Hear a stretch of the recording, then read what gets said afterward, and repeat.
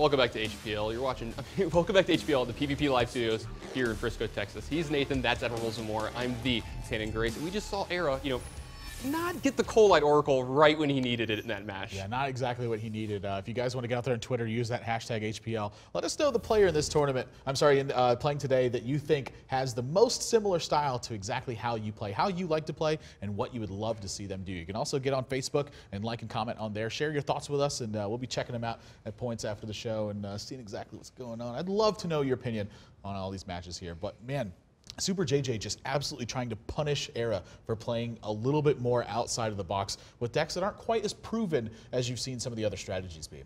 Yeah, I mean, you just see him actually punish anything that Era's bringing to the board that isn't super tried and true. And, you see him really get him with these combos here. You can see if this has to happen again here in Game 4. Super JJ versus Era.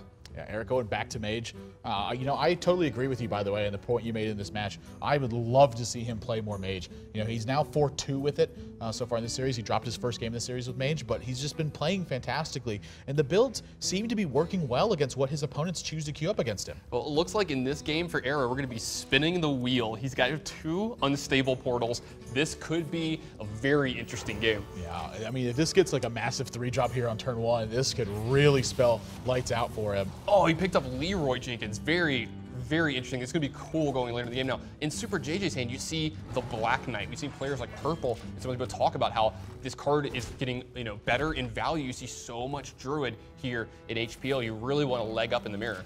Yeah, see the second Stable Portal gets. Wouldn't it be crazy if it was a Leroy Jenkins? Gets a Summoning Portal, and actually a 1-mana Summoning Portal. This is kind of interesting. This is some major turns that we might see from Era here. Yeah, I've had some games where I've gotten a 1-mana Summoning Portal in this situation, and you can do some absolutely bonkers things going forward. Yeah, I think you dropped the Summoning Portal here. I mean, this is a spot where, I think Super JJ is really uncomfortable with exactly what's happening here. I mean, does he swipe the Summoning Portal? Does he just silence it outright? Yeah, it's so strange because you're almost priced into taking care of the Summoning Portal, not just dispelling it here, silencing it. Pretty good answer. Get you a 2/4 body in play. This mechanical yeti can be able to. What a draw there! Mirror here. Entity is going to completely gum up the works for Super JJ. Era's start has been so strong. He's got Azure Drake to follow this up. He's already got a Leroy in his hand. Tons of burst damage available. He's got a Flame Strike that he can put forward here. What does Super JJ do to fend off this pressure? I mean, this is a ton of pressure from Era here. This has to be a Mirror Entity, and this is the nightmare scenario for Druid. Yeah, I think his Druid of the Claw is just going to go into charge mode. He's going to kind of sacrifice his turn in this regard. I mean, what else can you do?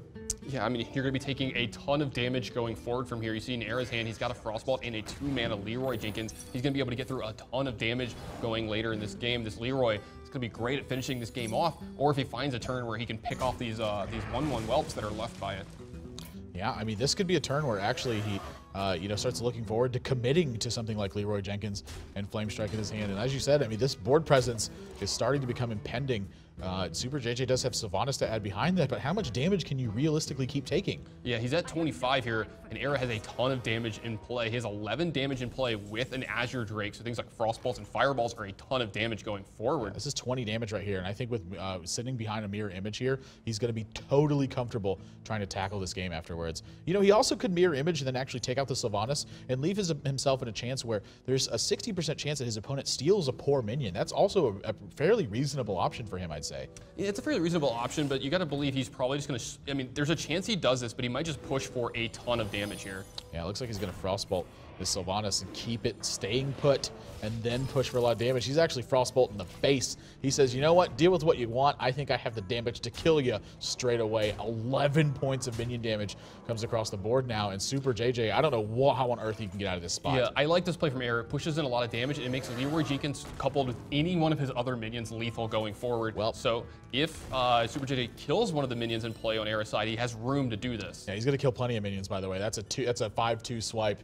That's coming in. That's my favorite variety. It's going to knock out both of the Mirror Images, and then also that Sorcerer's Apprentice. And then Sylvanas going to be able to take out this, but that's not enough to stay alive. The Leroy Jenkins off of Unstable Portal is going to give Era a win in this game, and he's going to send this one into Game 5. It's just so fitting that Era gets Leroy Jenkins off of Unstable Portal here, because it's just so much flair. It's something that he would actually just have in his deck. If the card didn't tell you that it was made by Unstable Portal, I would fully believe that this card is in his deck.